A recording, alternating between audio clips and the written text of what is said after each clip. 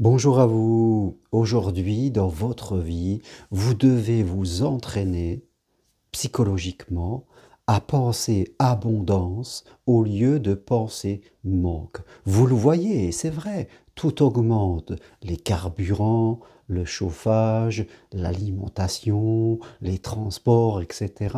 Tout augmente pour des mauvaises raisons, je dirais. Et quand vous regardez autour de vous, et peut-être même en vous, qu'est-ce que ça déclenche en nous? Eh bien, un réflexe reptilien, c'est-à-dire nous avons peur de manquer. Donc les gens commencent à se restreindre. Les gens se restreignent pour éviter de manquer. Et je crois qu'il y a quelque chose qui n'est pas juste là-dedans et il nous faut faire attention. Dans le monde, pardon, il n'y a pas de manque. Il n'y a pas de manque dans le monde. Il y a tout ce qu'il faut pour tous les êtres humains sur la planète. Après, c'est une histoire de répartition. C'est une histoire de consommation. On nous a fait croire que le bonheur, c'est d'avoir. A fait croire, on nous a éduqués que le bonheur, c'est de posséder. Et ça nous rend addicts sans qu'on nous le rende compte, parce que acheter est un plaisir. Acheter, sortir sa carte bleue, l'argent, avoir une voiture, posséder une grande maison, acheter des vêtements, voir des voyages dans des grands circuits touristiques. Voilà, acheter, posséder, faire, obtenir, eh bien, on a l'impression que c'est concret devant nous. Voilà, je possède. Et je peux voir le matériel, je peux le toucher. Donc voilà, j'ai quelque chose. Et le bonheur, c'est ça. Et alors que c'est complètement faux, cela fait partie de nos besoins primaires. Comme on dit, on a besoin de posséder des choses, bien sûr. On a besoin d'un toit, on a besoin d'alimentation, on a besoin de chauffage, on a besoin de voitures. On a besoin de tout ça dans ce monde aujourd'hui. On ne va pas ressortir les charrettes sous prétexte que le carburant est cher. Mais nos besoins primaires sont à un niveau bien trop excessif. Je dirais, on s'achète des vêtements, voilà, il y a les soldes, il y a toutes les promotions, toutes les ventes, toutes les modes, les voitures qui changent très vite avec des modèles, des voitures de plus en plus grandes, de plus sophistiquées. Aujourd'hui, il faut un SUV, hein, un sport utilité véhicule, voilà, parce que c'est un signe extérieur de richesse. Il faut des vêtements, il faut les changer, parce qu'on s'ennuie, parce que le fait d'acheter crée le besoin de renouveler parce on se lasse vite, vous voyez, c'est comme en amour, c'est comme les applications, voilà, on a l'impression que c'est sans fin, je peux taper, j'ai toujours des gens qui viennent, je peux choisir la personne qui va aller mieux, donc il y a toujours une insatisfaction. Ça crée le vide en nous, ça crée la dépendance. Donc on achète, et on n'est jamais bien parce que plus on achète et plus on a peur de manquer. Hein, et donc, quand il se passe aujourd'hui, voilà, les gens se restreignent. Mais ceux qui se restreignent sont souvent ceux qui ont les moyens. Ils pourraient ne pas se restreindre quelque part. Mais ils vont tout rogner sur du matériel. Ils vont mettre l'argent de côté pour être sûr qu'ils ne manqueront pas de matériel. Et c'est ça qu'il faut changer aujourd'hui. Il faut penser à abondance, mais pas à abondance matérielle. Il faut investir, dépenser, parce que c'est dépenser de l'argent qui l'attire à nous. Mais dépenser sur vous, dépenser sur votre progression, changer de façon de vivre. Et personnellement, moi, j'ai beaucoup réduit mes besoins primaires, sans pour autant, je dirais, vivre comme un Amish, comme dirait notre président. Je ne m'éclaire pas la bougie chez moi. Quoique, quelquefois, ça crée une ambiance plutôt sympathique. Mais j'ai des voitures simples. Je pourrais avoir une très grosse... Je gagne très bien ma vie. Je pourrais avoir un SUV, mais je n'ai pas d'SUV, j'ai que des petites voitures, j'ai une petite maison. Je veux dire, j'achète, je renouvelle mes vêtements de temps en temps, je les utilise jusqu'au bout, parce que pourquoi changer? J'ai appris à ne plus être dans l'addiction de l'achat. Et ça va très très bien. J'ai un téléphone, ça, mais je ne suis pas obligé de changer de téléphone tous les ans parce qu'un nouveau modèle est sorti. Donc voilà, j'ai réduit même mes voyages, parce qu'avant, j'étais comme beaucoup de gens, je faisais des voyages touristiques, aller à la Thaïlande, le Mexique, et on se retrouvait dans des charters avec des gens, dans des hôtels à l'européenne, et puis on était bien encadrés dans des trucs faits pour les touristes, mais j'ai arrêté de faire ça parce que ça ne me nourrissait pas. Je veux dire, je fais plus des choses qui nourrissent mon âme et de plus de proximité, marcher en montagne, sur Compostelle ou d'autres choses, suivre des formations, faire des voyages différents en marchant, en faisant des road trips, comme on dit, en voiture avec ma femme. On se fait on voyage autrement, de façon plus écologique, plus simple, plus naturelle, moins loin.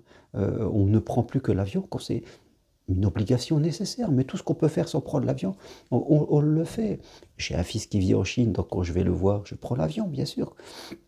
Et là, on essaye vraiment de sortir des autoroutes du tourisme, des autoroutes de la pensée, parce que les gens, eh bien, par mimétisme, l'être humain fait beaucoup de mimétisme, on fait toujours la même chose parce qu'il y a le besoin d'appartenance, il y a besoin de penser la même chose, il y a besoin de faire la même chose, et tout ça, ça crée la peur de manquer, la peur de ne pas ressembler au groupe, et on est beaucoup, on croit que beaucoup avoir, beaucoup faire comme les autres, ça va nourrir notre être. Et c'est complètement faux, ça vide notre être de l'essence. Nous sommes comme une éponge qu'on viendrait compresser et il n'y a plus rien dedans. Quand vous discutez avec beaucoup de gens, au bout de 5 minutes, vous vous ennuyez tellement ce qu'ils disent, vous l'avez déjà entendu 15 fois, parce que les gens ne réfléchissent plus.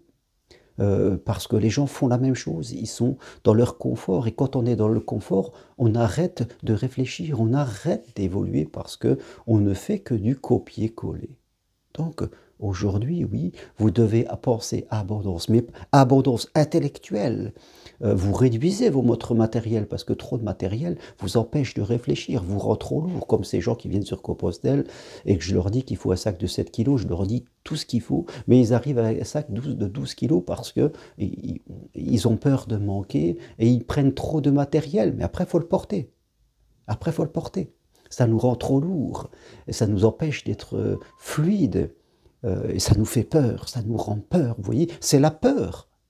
C'est la peur qui nous fait aller vers cet excès qui n'est pas beau pour la planète. Donc on doit apprendre aujourd'hui, comme le disait le regretté Pierre Rabhi, une sobriété, mais une sobriété heureuse. C'est pas une sobriété du manque, une sobriété intelligente où on a l'impression vraiment qu'on est soi-même. Et c'est ce qu'on apprend sur Compostelle quand j'emmène les gens, être dans la sobriété heureuse, vivre avec le nécessaire matériel. On ne confond plus le matériel, l'avoir, et l'être. Ce sont deux choses distinctes. Et aujourd'hui, les gens sont perdus. Ils confondent matériel et être. Ils ont l'impression que posséder, c'est être. Non. Posséder, c'est du matériel, c'est de l'intendance.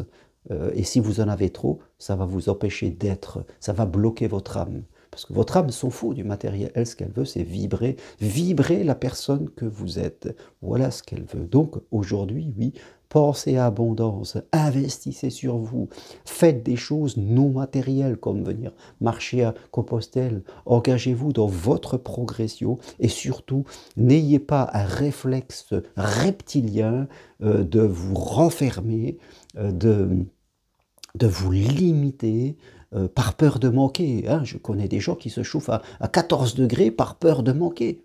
Non, mais ça nous fait atteindre un niveau spirituel immensément bas, immensément bas. Non, on ne peut pas faire ça. Vous voyez ce que je veux dire, se limiter quelque part. Donc oui, il faut réduire. Mais justement, aujourd'hui, les gens mangent trop avec la nourriture, alors que l'être humain, en fin de compte, a peu de besoins. On peut avoir une alimentation équilibrée et qui ne coûte pas cher.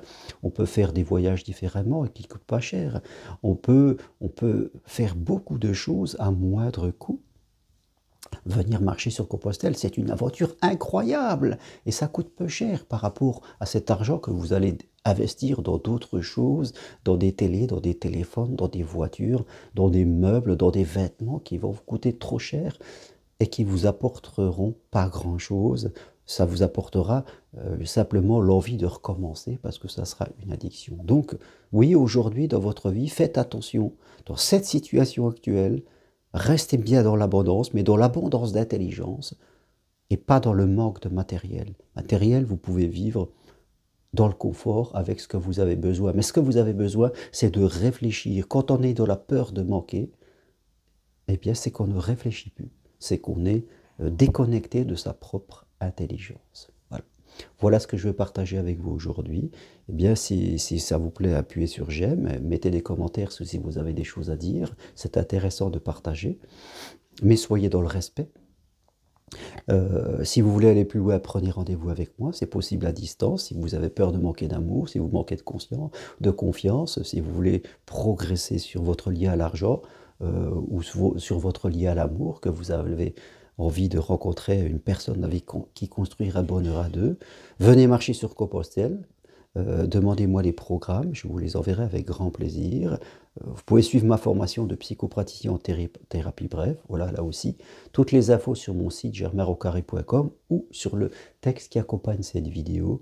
Voilà, soyez l'acteur de votre vie, ne laissez pas la société ou le mimétisme humain faire de vous quelqu'un qui a peur et qui a des comportements complètement reptiliens et inutiles. Merci, à très bientôt, au revoir.